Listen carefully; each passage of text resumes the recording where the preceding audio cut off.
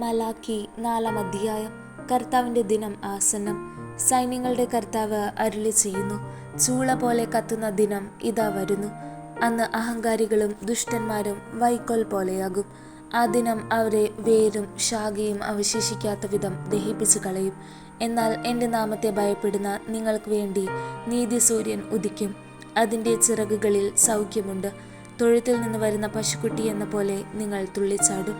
സൈന്യങ്ങളുടെ കർത്താവ് അരുളി ചെയ്യുന്നു, ഞാൻ പ്രവർത്തിക്കുന്ന ദിവസം ദുഷ്ടന്മാരെ നിങ്ങൾ ചവിട്ടിത്താഴ്ത്തും. അവർ നിങ്ങളുടെ കാൽ കീഴിൽ ചാരം പോലെയായിരിക്കും. എൻ്റെ ദാസനായ മോശയുടെ നിയമങ്ങൾ എല്ലാ ഇസ്രായേൽക്കാർക്കും വേണ്ടി ഹോറബിൽ വെച്ച് ഞാൻ അവന് നൽകിയ കൽപ്പനകളും ചട്ടങ്ങളും അനുസ്മരിക്കുവിൻ. കർത്താവിൻ്റെ മഹത്വവും ഭീതിജനകവുമായ ദിവസം വരുന്നതിന് മുൻപ് പ്രവാചകനായ ഏലിയായെ ഞാൻ നിങ്ങളുടെ അടുത്തേക്ക് അയക്കും. ഞാൻ വന്ന് ദേശത്തെ ശാപം കൊണ്ട് നശിപ്പിക്കാതിരിക്കേണ്ടതിന് അവൻ പിതാക്കന്മാരുടെ ഹൃദയം മക്കളിലേക്കും മക്കളുടെ ഹൃദയം പിതാക്കന്മാരിലേക്കും തിരിക്കും.